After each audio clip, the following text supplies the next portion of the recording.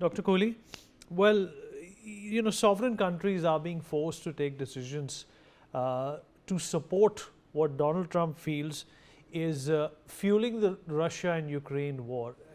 This sort of a situation is bizarre, and this expectation is also bizarre. Countries will take decisions on where their interest lies, as what India has done, even when it comes to the United States. The Americans are taking plenty of decisions at this point in time that are not benefiting India, or how Indian techies go and work in the United States, and of course the other reforms that Donald Trump is undertaking that will harm our relationship. That's how it's supposed to be. This is hypocrisy at the highest level. Good evening, Vineet. Good evening to my fellow panelists and Newsx viewers. I'll pick up the threads from where Professor Nalapat, Andrew, and Ambassador Sikri left.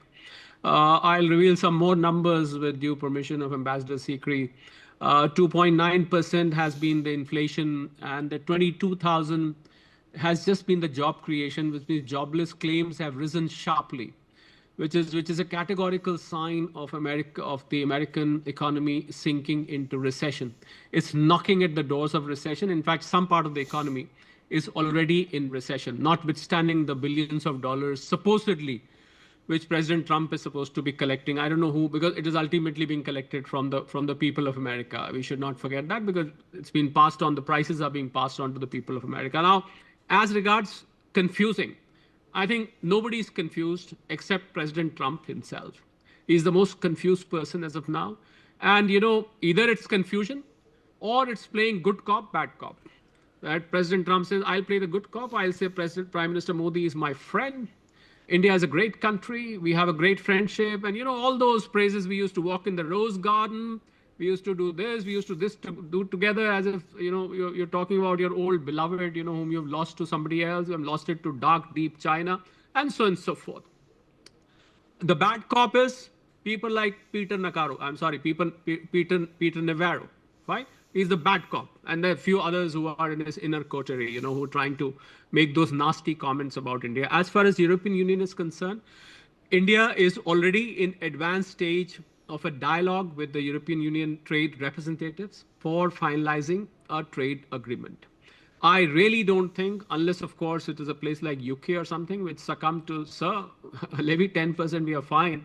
So they won that 10% tariff, or the 10% tag, probably one of the lowest around the world, as per the report card given by President Trump, because he thinks he's probably the principal of some school or a dean of some school, and he's responsible giving marks to all the countries bossing around, and the colonial mindset and so on and so forth, which is pretty outdated and obsolete in the current world scenario. He's living 30 years behind in terms of his thought process and the way he thinks America is probably some supreme boss or whatever.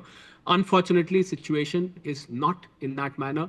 I really don't think, I'm not a foreign policy expert, but being an economic expert, so that I understand the economic status and position of the European economies country by country, all 27 of them, I really don't think any European country is going to agree to this kind of assertion that levy tariff on India and the dark and deep China or whatever, because they are so entwined with each other as far as India is concerned.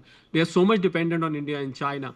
And then if it was for China, may I ask the Trump administration at White House, why have the tariffs not yet been levied on China? Simply because there are things that you import from China which you can't do without. So it's a policy of convenience. It's not just hypocrisy, Vineet, you rightly said. This is a policy of convenience, which looks so evident. What are you trying to do? You're just trying to. So the person who's most confused at this point of time, on one side, he knows he cannot do without India. He knows India is a strategic partner. He knows India is the only other Asian power if he wants to counter China. On the other side, he's got this Russian, thing in his mind, when his own country, forget about NATO or European Union, his own country is buying goods from Russia. £3 billion exported last year. I've got the whole list with me, fertilizers, even gems and jewelry. You'll be surprised to know something as unimportant as gems and jewelry being imported from Russia. He's not even aware, or he's aware, he's just trying to make a point where he doesn't even know what's happening within his own country. So I think it's not just hypocrisy, it's not just confusion beneath. It is about playing good cop, bad cop. President Trump makes a good comment, and obviously, as a matter of courtesy, Prime Minister Modi reciprocates. That's normal diplomatic courtesy. And on the other side, people like Peter Navarro, I'm sorry, Peter Navarro, every time I end up calling him Navarro, he's Navarro, I'm apologetic about that. And, he makes nasty comments. So I think first White House should be very clear. What does it want to do? What does it think about India? Right. And I think at any diplomatic level beneath, this kind of language is not acceptable. I have Ambassador Sikri with me. She's spent her life in the world of diplomacy. This is very, very undiplomatic. It defies the principle of basic diplomacy beneath.